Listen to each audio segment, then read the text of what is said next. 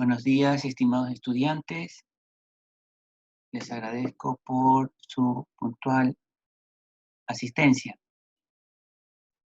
Vamos a desarrollar en esta sesión, en una primera parte, un poco una retroalimentación, ¿no?, por parte de los estudiantes respecto a la tarea asignada a la clase anterior, que estaba relacionada con el video de Asdrúbal Baptista, ¿no? Un video en el cual en los primeros 30 minutos se hacía referencia a los planteamientos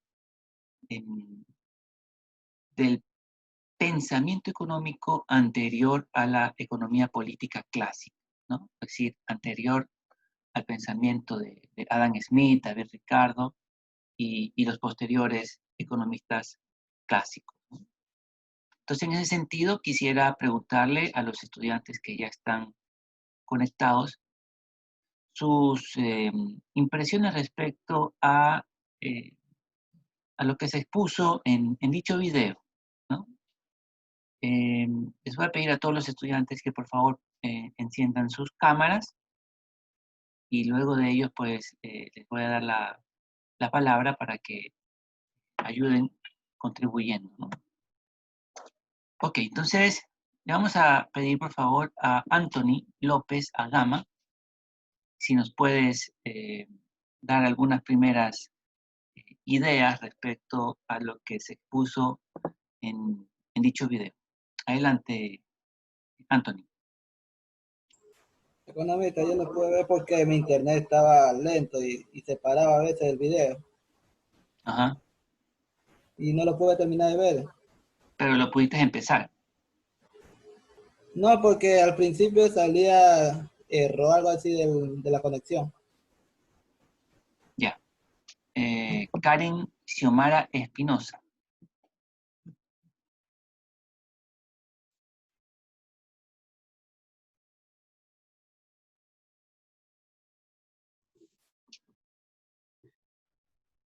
Te escuchamos, Karen. ¿Qué nos podrías mencionar sobre aquel video? Una pista, por ejemplo, ¿no? Se hacía referencia al tema del comercio. ¿Qué decía el autor respecto al tema del comercio? O en términos generales, lo que tú quisieras exponer. Karen Xiomara. ¿Sí viste el video o tampoco lo viste?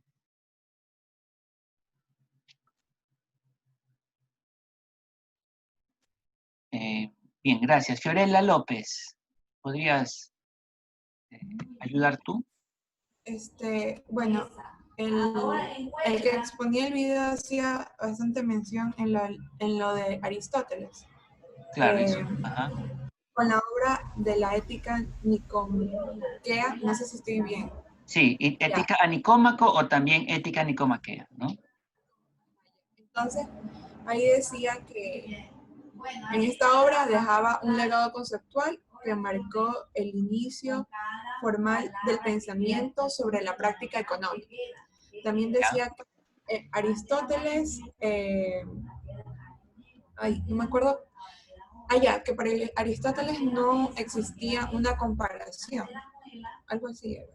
La comensurabilidad, ¿no? La posibilidad de comparar, ¿no? Pero creo que él decía que existía lo que era la comensurabilidad. Ajá. Que era un intercambio recíproco de cosas. Entonces el autor mencionaba que, o sea, el que exponía el video mencionaba que es algo como imposible de no quizás comparar las cosas, porque siempre es necesario comparar, por ejemplo, lo que hacía con respecto a los comercios, o sea, siempre era necesario comparar. Sí, entonces, en ese sentido, nos estaba explicando acerca de la naturaleza del comercio, ¿no? Se comercia no cosas iguales, ¿no?, sino cosas parecidas, ¿no? Y en ese sentido, Aristóteles insinuó el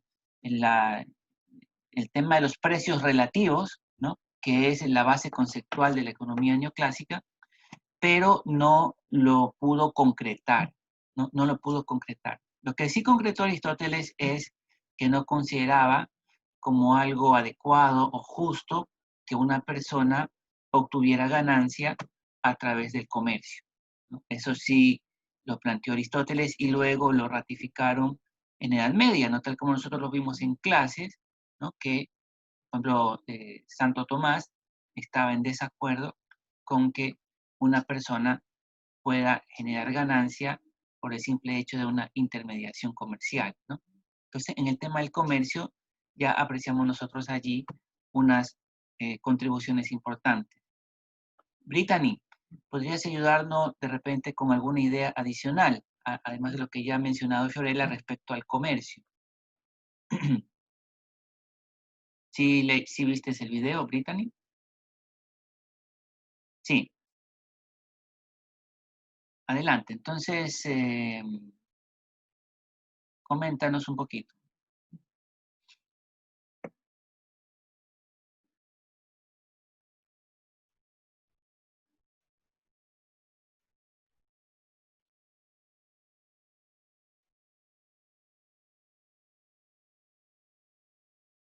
No te escucho, Brittany.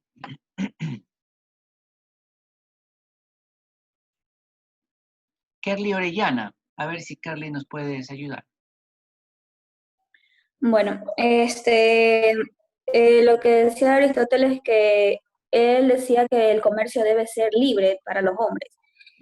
También que la subsistencia no es posible. Después de Aristóteles también vino otro filósofo importante que fue Cicerón, donde él decía que existe una ley verdadera, que es la razón y conforme con la naturaleza común para todos es inmutable, externa. Esto quiere decir que la naturaleza es lo común, o sea, que la naturaleza era lo común y lo eterno, y que para todos es lo que debe darse. También hablaba Allí hacía sobre... referencia a la palabra natural, ¿no? El autor Sí, decía que decía, hablaba sobre la naturaleza. la palabra natural, de alguna manera, es el antecedente a la distinción entre positivo y normativo, ¿no? Decía Baptista, ¿no? Y claro, en ese momento no lograban diferenciarlo de esa forma, ¿no? Había una doble acepción de lo natural entre lo como es y como debería de ser, es decir, entre lo positivo y lo normativo. No lo dice en esos términos el autor, pero así es como lo entendemos en epistemología, y que sin embargo no lograron asimismo distinguir lo normativo de lo positivo, pero sí ambos estaban subsumidos en la palabra de lo natural, ¿no? Muy bien, muchas gracias, Kerly. Eric Sevilla. A ver, Eric, ¿nos podrías ayudar con otra idea, ¿no? Luego de Cicerón, ¿qué otros pensadores son nombrados por el autor? Eric Sevilla.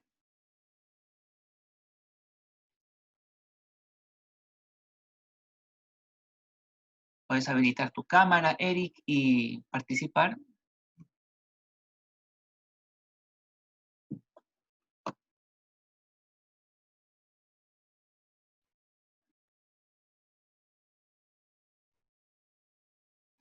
No estás listo. Bien.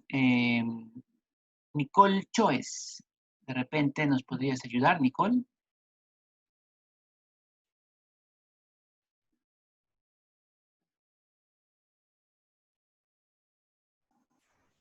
Buenos días. Sí, ayer habíamos enviado un video, ¿no? Para revisión. Y hasta ahora hemos mencionado a Aristóteles, hemos mencionado a Santo Tomás de Aquino, ¿no? Kerly ha nombrado a Cicerón, ¿no? De los helenísticos. ¿Qué otro autor nos podrías mencionar, Nicole Choes? También había hablado sobre Heradictos, que Ajá. también decía sobre todas las cosas son canje por oro y por, bueno, Sí, Por los los a ver, edictos, el oro se los se edictos basaba son documentos de la iglesia, ¿no? Son documentos eclesiásticos del Papa, ¿no? ¿Y a qué edicto en concreto te refieres, Nicole?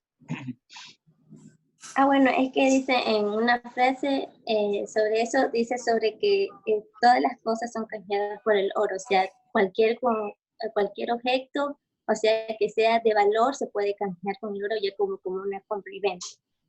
Ya, perfecto. Entonces ahí, en cambio, se nos está dando una idea de lo que ustedes seguramente en economía política han de estar aprendiendo, lo que es valor de cambio, ¿no? Todas las cosas tienen valor de uso, pero también tienen valor de cambio. El valor de uso es la necesidad que satisface, en cambio el valor de cambio es por cuántas monedas de oro se cotiza un producto o un servicio, ¿no? Efectivamente, te agradezco mucho esa contribución. Sergio Roberto Valladares, si nos podrías ayudar con alguna contribución adicional. Hablaba creo que también de Heródoto, creo, si no me equivoco. Ajá, del historiador. ¿Qué dice Heródoto? Mm.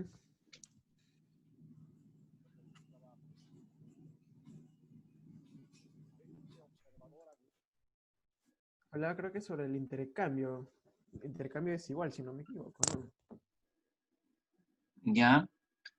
Recordemos que en epistemología nosotros hemos estado haciendo referencia a la Edad Antigua, nos revisamos algo de los griegos en la segunda semana, luego estuvimos revisando sobre, bueno, la Edad Media también revisamos en la segunda semana, ¿no? Algo de algo de los escolásticos, ¿no? Los hombres de escuela, que así los ratifica también, ¿no? En el video Asdrúbal Baptista, con los escolásticos o también hombres de las escuelas.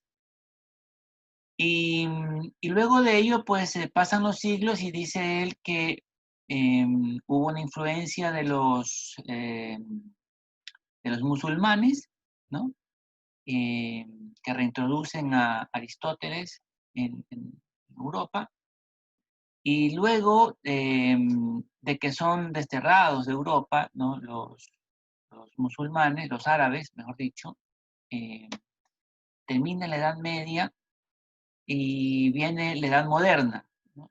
Y menciona Baptista a los mismos autores que nosotros hemos estado revisando, ¿no? Lo menciona a Descartes, lo menciona a Kant también, ¿no? Me gustaría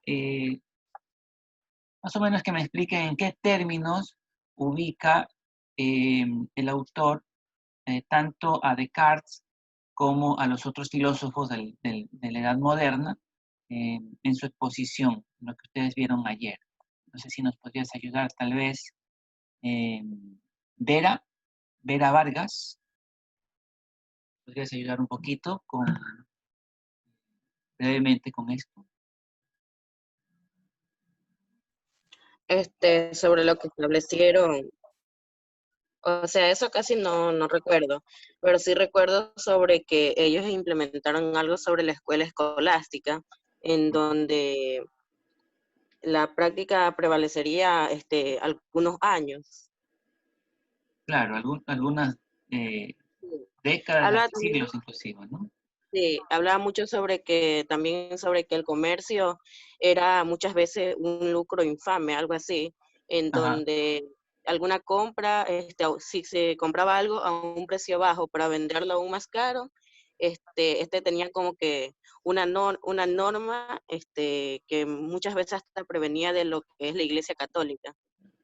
Era cuestionado, ¿no? O sea, se Ajá, cuestionaba el lucro a través del comercio, toda la civilización europea, todo el continente europeo, que estaba bajo la influencia del catolicismo, cuestionaba el comercio, ¿no? Entonces, cuando llegan los árabes, cuando invaden y se hacen del dominio del Mediterráneo, los árabes que no eran cristianos y que por lo tanto no estaban influidos por ese pensamiento cuestionador del comercio, más bien reactivan el comercio, ¿no? Es un poco lo que nos recuerda que el comercio digamos, los comerciantes desafían esa idea, ¿no? de que es un pecado enriquecerse a costa del intercambio, ¿no? Y luego, pues, en las ciudades italianas, ¿no? Él nombra a Génova, él nombra también a Florencia, ¿no? Se desarrolla el comercio y a partir de allí, pues, nace la primera etapa del capitalismo, ¿no? Hay que recordar que el capitalismo ha tenido varias etapas. La primera de ellas es el capitalismo mercantil, luego viene el capitalismo industrial, luego viene el capitalismo financiero y finalmente la etapa que nos toca vivir en la actualidad a nosotros es el capitalismo a escala global o también llamado globalización. Entonces, estas distintas etapas, donde no significa que la posterior anula a la anterior, sino que más bien la subsume, entonces tenemos allí distintos grados de desarrollo del sistema capitalista. En ese sentido, con el capitalismo mercantil también surgen las escuelas mercantilistas, ¿no? Las escuelas mercantilistas, algo hacía referencia el autor respecto a la relación que tenían los expositores de la escuela mercantilista con la idea de los estados nacionales, ¿no? Hay una relación entre los estados nacionales y el mercantilismo. No sé si nos podría comentar sobre eso Natalie Plúa, para ver si activa su cámara, Natalie, y nos comenta respecto a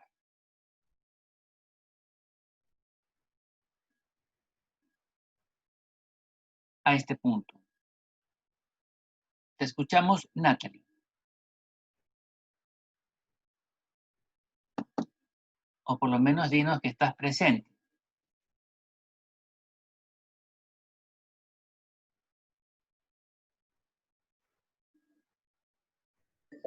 Buenos días. Adelante, Natalie. Sí, lo que pasa es que ahorita estoy en un inconveniente familiar y un ratito.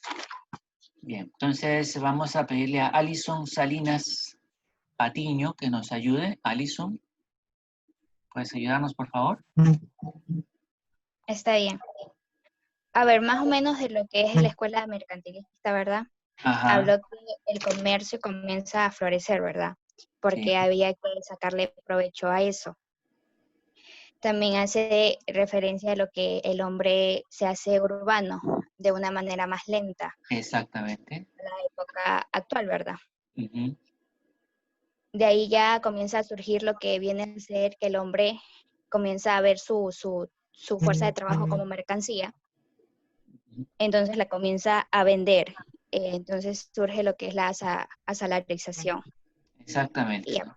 Eso menciona el autor. No sé si recuerdas, tal vez, Alison, la relación que hace el expositor entre mercantilismo y estados nacionales, ¿no? ¿Cuál es la relación que existe entre el mercantilismo y la noción de los estados nacionales, que es una idea de la modernidad? Si de repente lo recuerdas, nos comentas, ¿no? No, la verdad que no. No. Ya. A ver si Hernán Tobar, Yamuca, puedes ayudar con esta pregunta, ¿no? La relación que existe entre los estados nacionales y el mercantilismo.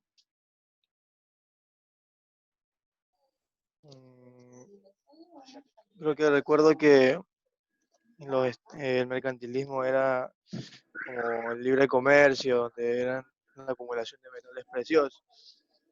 Y en el mercado Acumulación de metales preciosos, ¿no? Correcto, ¿ya? Sí. Y creo que también había colonias europeas donde buscaban exploraciones por medio de ello, por lo tanto querían tener mayor riqueza. Entonces el Estado como que no intervenía, el comercio se regulaba solo. Es exactamente lo contrario. Lo contrario. Sí, gracias. Efectivamente, Por eso es importante la pregunta, ¿no? Y en todo caso les agradezco la participación y valga la oportunidad para ir aclarando cualquier duda, ¿no? Es importante que recordemos que el mercantilismo efectivamente habla de los mercaderes y por lo tanto habla del comercio, pero no es un comercio libre en lo absoluto. Es un comercio apoyado por los estados, ¿no? Los estados reconocen que la forma de generar riqueza de las naciones es acumular metales preciosos. Y esa acumulación se lo hace a través del comercio exterior y en concreto exportando más de lo que se importa, ¿no? Porque las exportaciones significan entrada de oro y las importaciones significan salida de oro. Entonces, en la medida de que las exportaciones sean mayores que las importaciones, la entrada de metales preciosos va a ser mayor a la salida de los mismos. Entonces, es a través de los gobiernos que se plantean políticas comerciales, las cuales no son exactamente libres, ¿no? De hecho, son proteccionistas. Entonces, el proteccionismo evita que se importe demasiado porque lo importante es tener un saldo de la balanza comercial positivo, ¿no? No le llamaban así balanza comercial necesariamente, ¿no? Sino que más bien pues, estaba todo relacionado con la acumulación de metales, como decía correctamente Hernán. Pero eso sí, hay que, hay que tener súper claro que el libre comercio es precisamente el planteamiento que hace Adam Smith y que hacen todos los clásicos, ¿no? Y los clásicos, uno de sus cuestionamientos es precisamente al proteccionismo y a la cercanía que tenía los estados, o sea, los gobernantes de los estados con los mercaderes, ¿no? Entonces, lo que hay que recordar es que el mercantilismo es muy cercano a la intervención del Estado, pero es una intervención a favor de ellos. O sea, que intervenga el Estado, pero para que me ayude a seguir exportando más, ¿no? O, en su defecto, boicoteando las importaciones, ¿no? Para que se importen menos. De ahí que los estados emitían, recuerden ustedes, los permisos para, para el comercio, ¿no? La compañía de Indias Orientales, compañías de Indias Occidentales, todas ellas recibían una autorización para que puedan utilizar la infraestructura portuaria. Esos puertos, si es que uno no tenía permiso, no los podía utilizar, ¿ya? Y por lo tanto, el Estado, cuando veía que se acercaba un barco que no tenía una bandera, que no tenía un permiso habilitante, le bombardeaba, ¿no? Se lo bombardeaba. Entonces, para que el comercio pueda actuar eficazmente, se necesitaba la colaboración de los estados nacionales, ¿no? Muy bien. Ahora, yo les había hecho una pregunta anterior sobre qué mencionaba Asdrúbal Baptista respecto a Descartes, a Kant, a los racionalistas, ¿no? Estos filósofos que ya hemos estudiado nosotros. Bueno, pues hace la misma referencia que hemos hecho nosotros, ¿no? Que con el racionalismo se empieza, se aparta, ¿no? Del dogmatismo y en todo caso las personas asumen la posibilidad de pensar por su propia cuenta. Finalmente, el origen de la palabra economía política, ¿no? Lo plantea el autor, lo menciona, ¿no? A Antoine de Montchrestien, pero como que no lo realza demasiado, ¿no? De hecho, le dice que es un personaje oscuro, ¿no?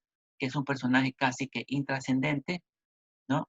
Que el contenido de su obra puede dejarse de lado, dice el autor, pero lo importante es recordar que fue el primero en plantear la palabra economía política.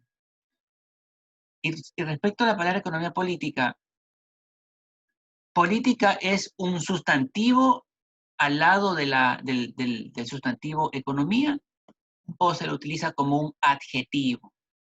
¿Qué plantea el autor respecto a esta frase economía política? ¿La palabra política es otro sustantivo al lado de economía o se lo utiliza como un adjetivo? ¿Qué recuerdas de eso, Nayeli Churta? ¿Nos puedes ayudar?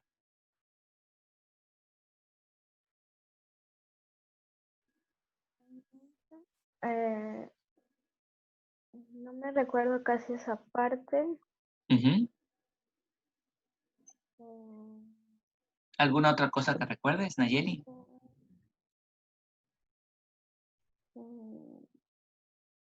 Más me enfoqué sobre lo que era Platón y sus ideales, Aristóteles. Ya.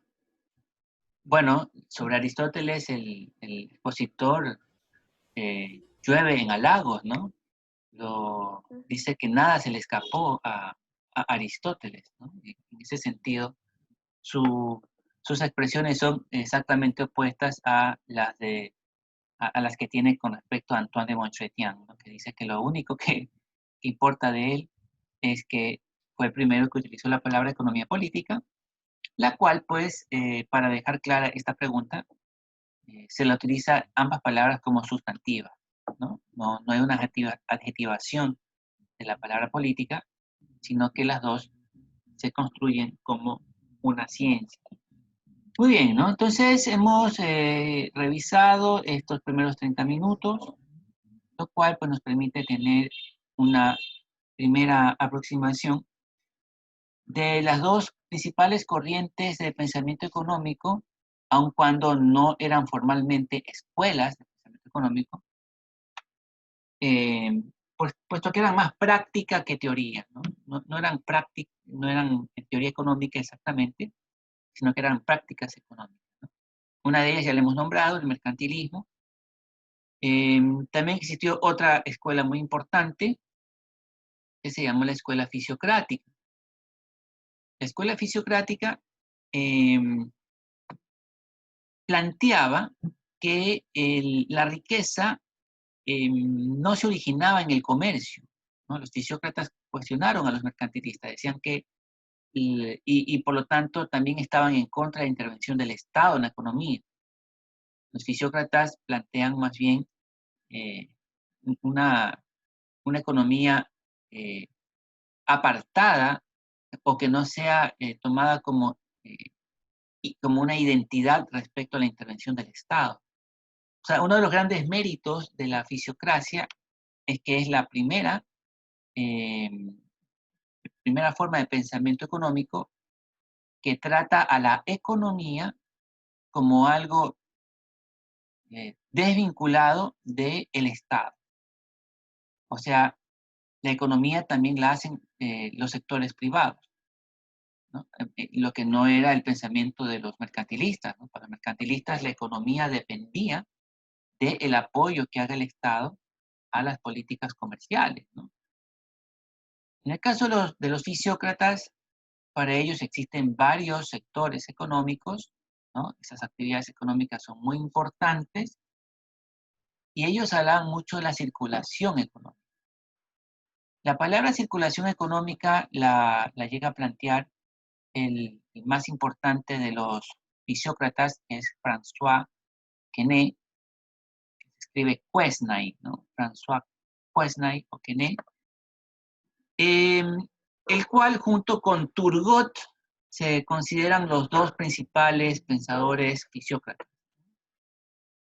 Es muy curioso que Quesnay utiliza la palabra circulación económica, ¿no? y esta equiparación del dinero como la sangre de la economía por su inicial profesión, que fue la de médico. O sea, Quesnay, antes de economista, fue médico, ¿no? Entonces, al ser médico, pues estaba familiarizado con el tema de las venas, las arterias, el aparato circulatorio, ¿no? La sangre, etc. Y así es como él concibió el sistema económico, ¿no? Como una estructura donde había circulación ¿no?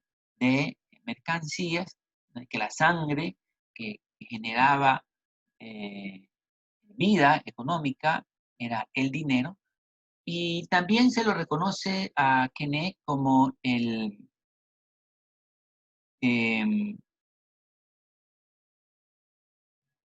eh, su libro, La tabla económica, ¿no? Como el origen de lo que hoy nosotros reconocemos como las cuentas nacionales, ¿no? Las cuentas nacionales, debemos recordarlo, es un desarrollo teórico de Richard Stone, ¿no? Richard Stone lo propuso ya después de la Segunda Guerra Mundial. Sin embargo, reconoce este autor que la base conceptual de las cuentas nacionales están en la tabla económica del fisiócrata Quesnay.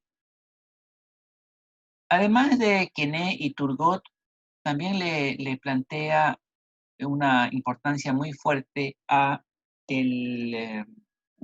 la tierra el autor inglés, el autor británico, mejor dicho, William Petty, ¿no? William Petty, además William Petty tenía sus intereses, ¿no? Él era dueño de grandes cantidades de tierras y por supuesto, pues si él tenía tierra, se tenía que eh, equiparar la riqueza con el dominio o la propiedad de territorios, ¿no? Y así nosotros llegamos pues a la Gran Bretaña, que es el espacio geográfico en el cual a finales del siglo XVIII se desarrolla la Escuela Histórica Escocesa y que es dentro de esa tradición de donde Adam Smith escribe su libro, una investigación sobre la causa de la riqueza de las naciones, que es el libro que da inicio a la economía política. Nosotros vamos a hablar sobre economía política clásica la semana que viene. Vamos a hablar las 2 sesiones de jueves y viernes sobre los principales autores, Smith, Ricardo, Jean-Baptiste Say, hasta llegar a John Stuart Mill. ¿Por qué es importante haber hecho esta revisión con el video de Arturo Baptista? Porque nos permite identificar que la economía política clásica podría decirse que es el primer paradigma en términos kuhnianos que se plantea en nuestra ciencia económica y que dura todo el siglo XIX. Todo el siglo XIX es un siglo de dominio de la economía política clásica, en donde, claro está, esta compite con otras teorías, como la escuela histórica alemana, compite con el marxismo, ¿no? Porque Marx escribe El Capital en el siglo XIX también, y compite con la economía austriaca. Sin embargo, la economía clásica domina a todas estas durante todo el siglo XIX. Y es al final del siglo XIX en donde los autores ingleses, William Stanley Jevons y Alfred Marshall, plantean una alternativa a la economía clásica, que es la economía neoclásica. Y es el único momento donde nosotros podríamos reconocer que ocurre una revolución científica. Ayer hablábamos sobre la revolución científica, ¿no? Que es el término que utiliza Kuhn, cuando un paradigma nuevo reemplaza a un paradigma anterior. Entonces, los neoclásicos lograron reemplazar por completo toda la tradición económica clásica y en ese sentido se convertiría en, hasta ahora, el único ejemplo de una revolución científica, ¿no? El paso de la hegemonía de la economía clásica a la economía neoclásica.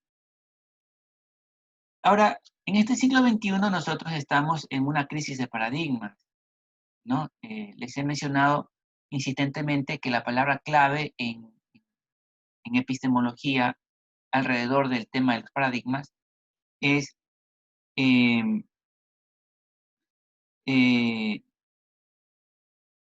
que se que las teorías se debilitan, ¿no? Y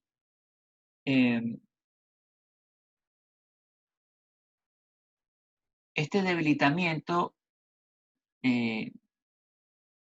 lleva, en el caso de la economía neoclásica que nosotros estamos viviendo todavía como el paradigma dominante, estas han encontrado anomalías, ¿no? Es la palabra que estaba intentando recordar, ¿no?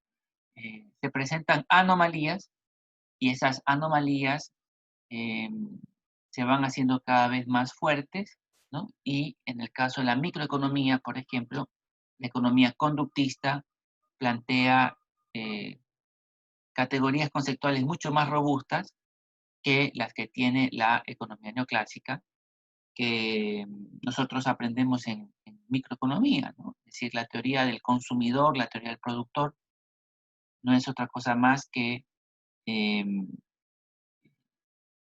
las categorías que introdujo John Hicks en la década de los 20 del siglo pasado, ¿sí? Hace 100 años. Hace 100 años John Hicks planteó la teoría del productor, la teoría del consumidor. La hizo cuanta, los hizo costos, ¿no? La restricción presupuestaria, todo eso ya está superado. Sin embargo, se sigue enseñando.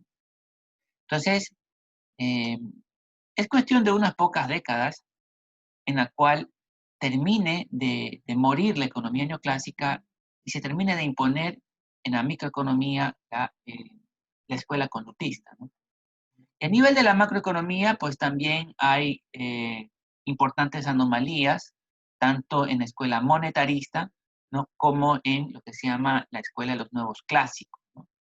Y quienes están intentando disputar el espacio que quedaría una vez que terminen de morir estas escuelas son entre los evolucionistas, los neoestructuralistas y los post-keynesianos. Son las corrientes que en actualidad son todavía heterodoxas y que están disputando los espacios para reemplazar a la macroeconomía monetarista y neoclásica, que evidentemente ha demostrado tener grandes limitaciones, ¿no? Respecto a esta lucha que en este siglo XXI está existiendo en este campo de los paradigmas, es importante revisar un capítulo del libro de Ahon Chang, ¿no?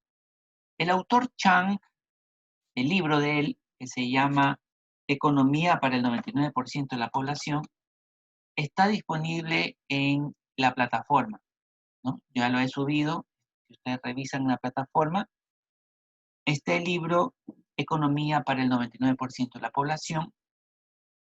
El capítulo que los estudiantes tendrían que revisar de este libro es el capítulo 4, que se llama Que 100 flores florezcan. En este capítulo 4, Que en 100 flores florezcan, el autor Chang nos describe al menos 9 escuelas de pensamiento económico. La clásica y la neoclásica que ya hemos mencionado en este curso de epistemología, pero también menciona otras, ¿no? Menciona la escuela marxista, la escuela desarrollista, la escuela austriaca, la escuela schumpeteriana, la escuela keynesiana, la escuela institucionalista, así como también la escuela conductista, que también la hemos mencionado. Sobre estas 9 escuelas de pensamiento económico, el autor reconoce que ninguna de ellas es por sí misma suficiente.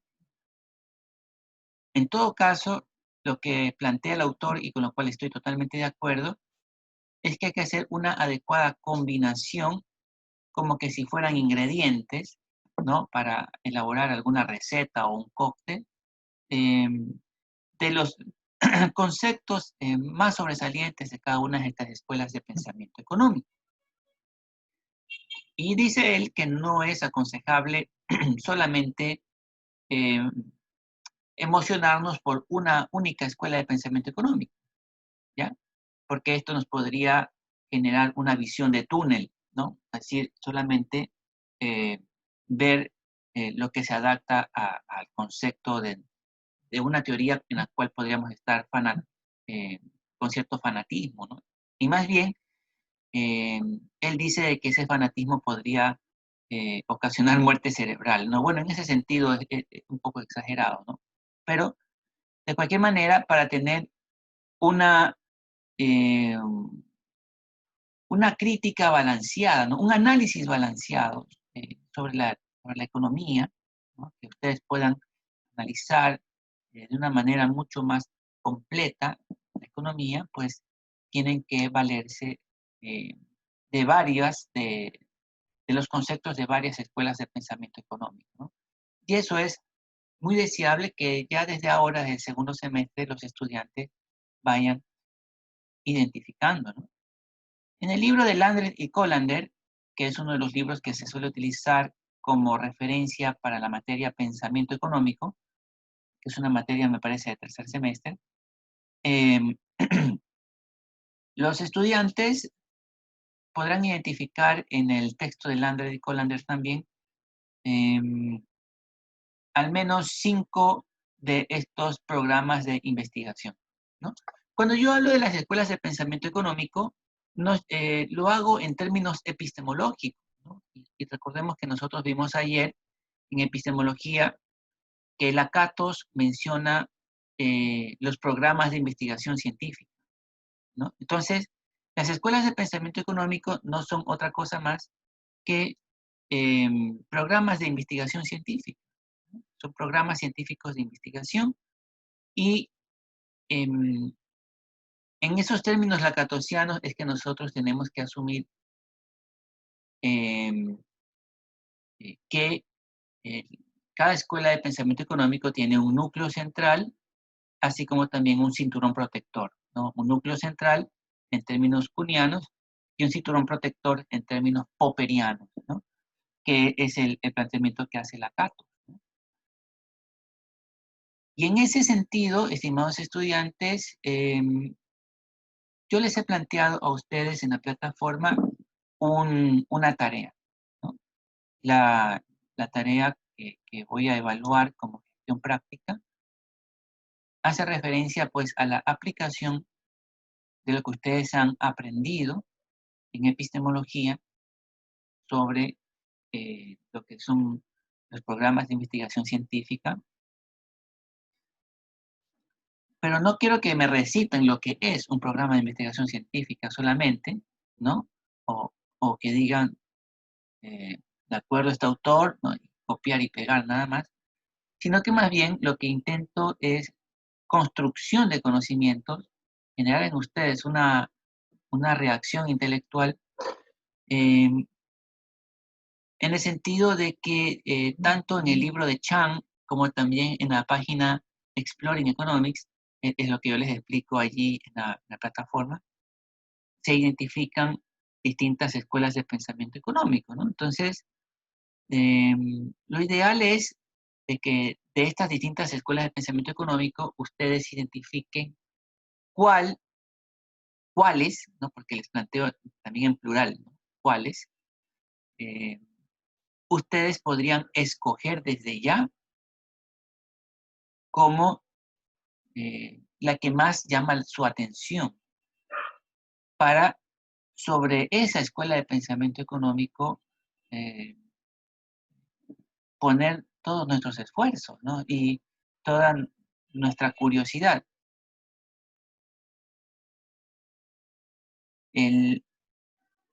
Solamente investiga la persona que tiene una necesidad intelectual, ¿no? Es decir, alguien que tiene curiosidad, ¿no? Deseo de saber, ¿no?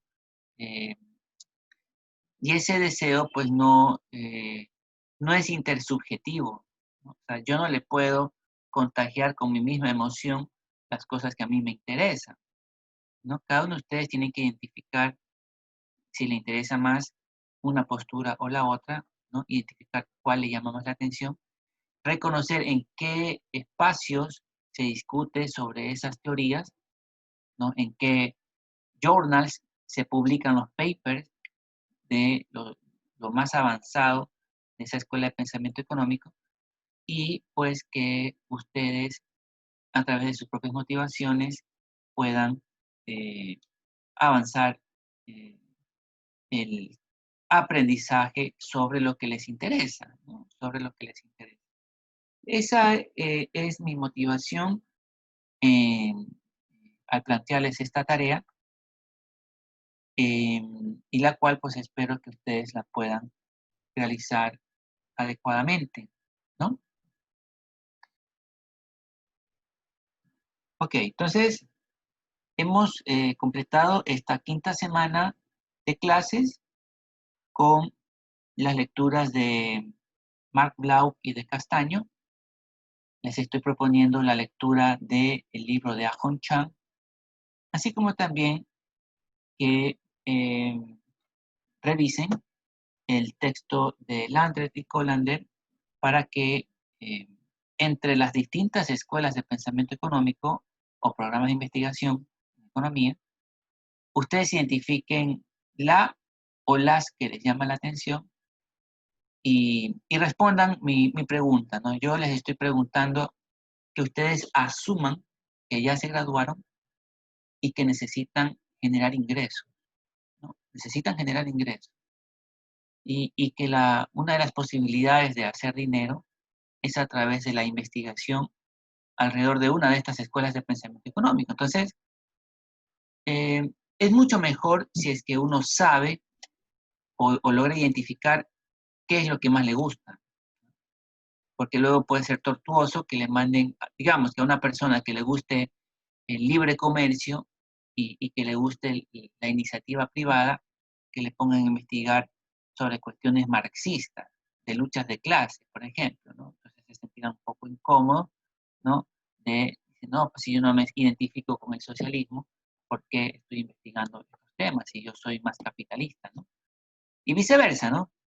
Una persona de repente con una visión progresista, social, de intervención estatal, con políticas públicas que disminuyan las desigualdades, les planteé una investigación alrededor de la tesis de que lo que importa es solamente la eficiencia, ¿no? Y, y- y que le planteen pues trabajar en términos de economía austriaca, por ejemplo, ¿no? Entonces, es el hiperliberalismo, ausencia casi del Estado, ¿no? Un Estado mínimo. Entonces, es importante que ya vayan identificando los puntos claves de cada programa de investigación en este siglo XXI, porque es inevitable que se viene una nueva, digamos, ya estamos en una crisis de paradigma, tarde o temprano vendrá una nueva revolución científica y pues lo ideal es que estemos a la vanguardia de la misma, ¿no?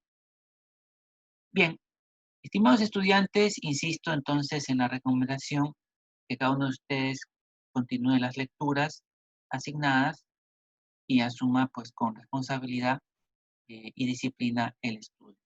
Vamos a quedarnos hasta allí por esta ocasión.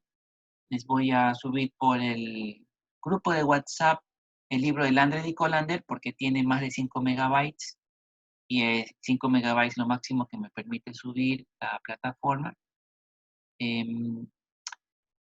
Ya está subido en la plataforma el texto de Ahon Chang, ese sí. Y bueno, dado que tenemos clase hasta las 12, aprovechen estas 2 horas que nos quedan en la lectura de los textos y cualquier pregunta que tengan, pues la pueden hacer respecto a la tarea, ¿no? La pueden hacer a través del chat o a través de WhatsApp, ¿no? Gutiérrez Barzola, ¿tienes una pregunta? Que si el foro va a estar abierto todo el día. No es un foro, es una tarea. Es una tarea en Word que hay que enviar. Este ya no es un foro simplemente, sino ya es una tarea calificada, ¿no? Los foros hasta ahora, pues como les he mencionado, no han sido calificados. Esta tarea sí lo es. Es bastante más rigurosa porque plantea ya un aspecto de creatividad, ¿no? La fecha, en todo caso, es hasta el próximo día viernes, No sé si más bien por allí iba tu pregunta, ¿no? Es hasta el próximo día viernes 7 de agosto. Gracias. Economista, Sí, el Mayra. trabajo que mandó, ¿de cuántas páginas hay que hacer o palabras? Bueno, no tiene límites en realidad este trabajo. Es un trabajo donde yo lo que intento, estimados estudiantes, en primera instancia, es que, digamos, lo que quiero que quede claro, no quiero que ustedes intenten hacer una copia entre ustedes, ¿no? de un trabajo en particular.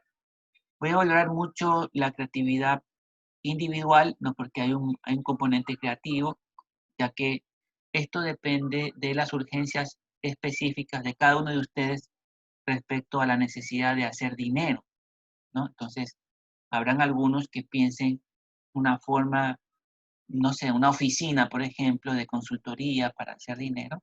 Otros más bien pensarán en alguna producción de, no sé, ¿no? En el comercio, por ejemplo, ¿no? En temas de servicio. Otros querrán elaborar productos culturales, qué sé yo, ¿no? Entonces, aquí hay un amplio margen de creatividad. Lo que sí quisiera que ustedes, cuando se refieran a los textos, ¿no? Al texto de Marc Blau, al texto de Castaño, al texto de Chang, citen, ¿no? Sí saben citar, entiendo, ¿no? En comunicación y lenguaje y en el preuniversitario, se supone que ustedes ya saben utilizar en Word, ¿no? El menú referencias, ¿no? Administrar fuentes, insertar citas, insertar bibliografía, son cosas que entiendo yo que ustedes ya saben hacer, ¿no? Si alguien me corrige, caso contrario, pues yo doy por hecho de que efectivamente han elaborado esa competencia, ¿no? Entonces, lo que necesito es que si es que van a copiar varias líneas de algún autor, pues lo citen, ¿no? Y también pues que ingresen la referencia bibliográfica, ¿no? Es el texto de, de Marc Blau, pues poner la metodología de la economía, 1985, etcétera, ¿no? Y así para cada uno de los libros que hemos estado revisando. Es un trabajito interesante que espero pues que cada uno de ustedes ponga su marca personal, ¿no? Su marca personal. No los conozco a ustedes físicamente, es muy probable que no los vaya a conocer este semestre. Tal vez si nos vemos en semestres posteriores podría ser posible. Yo siempre tengo la mejor expectativa de los estudiantes. Creo que todos son personas buenas y también personas inteligentes. Y pues lo que nos estamos es preparando para un futuro incierto, complejo, ante el cual hay que desarrollar las competencias de la manera, eh, eh, de la mejor manera posible, ¿no? Ok, entonces me despido, estimados estudiantes. Nos estamos viendo el próximo día jueves y cualquier novedad podrían, cualquier duda, pregunta, comentario, pueden dejar a través del chat de la plataforma em, o de WhatsApp, ¿no? Ok, nos vemos entonces, estimados.